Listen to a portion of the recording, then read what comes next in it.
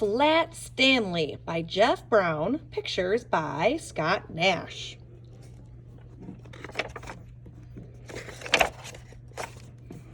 Oh, there's his bulletin board.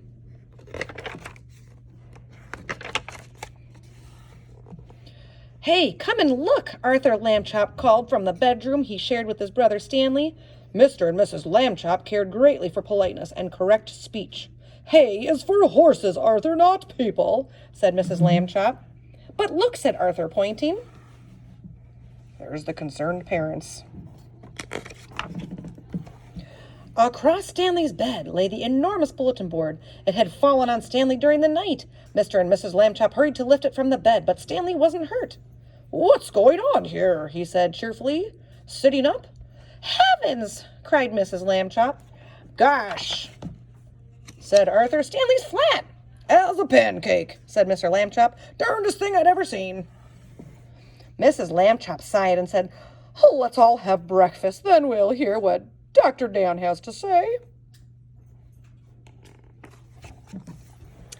In his office, Dr. Dan examined Stanley. "Well, how do you feel?" he asked. "I felt sort of tickly after I got up," Stanley said. "But I feel fine now." "Well, that's mostly how it is with these cases," said Dr. Dan. The nurses took Stanley's measurements. He was 4 feet tall, about a foot wide, and half an inch thick. Being flat could be fun. Stanley enjoyed going in and out of rooms by sliding through the crack at the bottom of the door. Arthur tried to, but he just banged his head. Being flat could be exciting. During the holidays, Stanley was invited to visit his friend Thomas in California. Mr. Lambchop brought home an enormous brown paper envelope and said, "Stanley, try this on for size." The envelope fit Stanley perfectly, and the next morning his parents slid him into it, along with an egg salad sandwich. Mailed the box on the corner. mailed him from the box on the corner. So there he is going in the envelope with his egg salad sandwich. Stanley had a fine time in California. Look, he's a surfboard. Thomas's family returned him in a beautiful white envelope they had made themselves. They marked it airmail and wrote valuable, and this end up on both sides. In the park one Sunday afternoon, Stanley and Arthur watched some boys flying big kites. "Someday," Arthur said, "I would like to have a big kite." "You can fly me, Arthur," Stanley said. "Come on." He gave Arthur a spool of string and attached the string to himself. Then he ran across the grass to catch the wind. Up, up, up went Stanley. Arthur let out all the string, and Stanley soared high above the trees. Everyone stood still to watch. "Ha ha, look at him go." Oh no. Oh no. But Arthur got tired of running with the empty spool. Wedging it in the fork of a tree, he went off for a hot dog. He didn't notice when Stanley became tangled in the branches of the tree. Half an hour passed before Arthur heard Stanley's shouts and climbed up to set him free. Arthur apologized over and over again that evening, but Stanley was still cross. Means he was upset. The next morning, Mr. Lambchop and Stanley met their neighbor, Mr. O.J. Dart, director of the famous Museum of Art. Mr. Dart looked worried. Another valuable painting was stolen from the famous museum last night. He told Stanley and his father, "The police suspect a gang of sneak thieves. They work at night by sneakery, which makes them very difficult to catch." Stanley had an idea. He explained it to Mr. Dart. "Excellent," said Mr. Dart. "We'll try out your plan tonight." That evening in the museum, in the main hall of the museum, Mr. Dart showed Stanley the most expensive painting in the world. Next to it was an empty picture frame. "And now, Stanley," said Mr. Dart, "it's time for your disguise." Stanley showed Mr. Dart the disguise he had brought. "This is a really good one. My cowboy hat and a red bandana." I'm sorry," Mr. Dart said, "but we don't have cowboy pictures here. You must wear the disguise I have chosen." Stanley could hardly speak when he saw Mr. Dart's disguise. "I'll look like a girl," he protested. But Stanley was a good sport, so he put it on. In the main hall, Stanley climbed into the empty picture frame and stood very, very still. "Very nice," Mr. Dart said, and went off to arrange the rest of the plan. Now Stanley was alone. The hall was very dark, but enough moonlight came through the windows for him to see the world's most expensive painting. Maybe the sneak thieves won't come, he thought. Then, creak!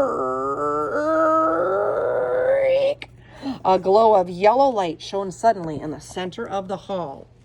A trap door had opened in the floor. The sneak thieves carrying lanterns came up into the hall. Oh my gosh, look at what these guys are doing. These are the sneak thieves sneaking in. What do you think they're going to do? All right, let's turn to the next page.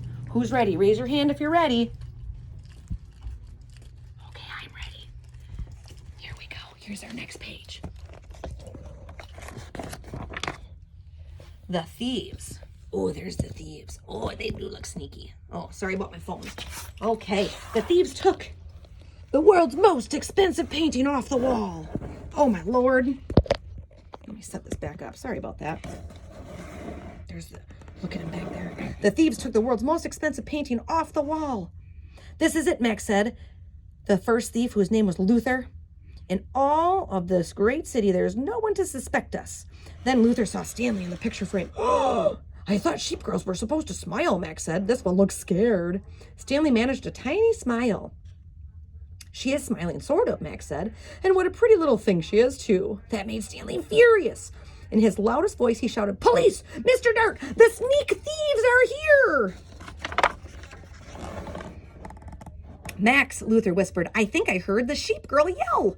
"Oh, boy, yelling pictures. We both need a rest," Max whispered back. "You'll get a rest, all right," shouted Mr. Dart, rushing in with lots of policemen. "You'll get arrested. That's what." The sneak thieves were quickly led away to jail. The next morning, Stanley Lambchop got a medal from the chief of police. The day after that, his picture was in all the newspapers.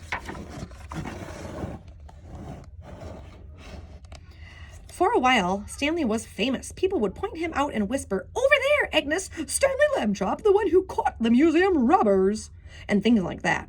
But then people began to make fun of him. "Hi, super skinny," they would call. Oh, that's not good. That would make me feel very bad.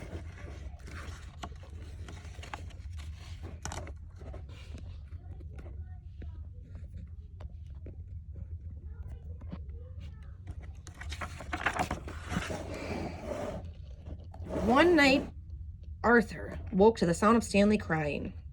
"What's wrong?" he said. Stanley sighed. "I want to be a regular shape again. Like other people, it's not fair." "You're brave," Arthur said. "You really are." And then Arthur had an idea. He turned on the light and ran to the big toy box in the corner. He tossed aside toy soldiers, airplanes, and boat models. "Got it," he said, holding up an old bicycle pump. "Okay," Stanley said. But after a moment, he said, "Take it easy." He stood with the end of the hose in his mouth, clamping his lips tightly so no air could escape. Arthur began to pump.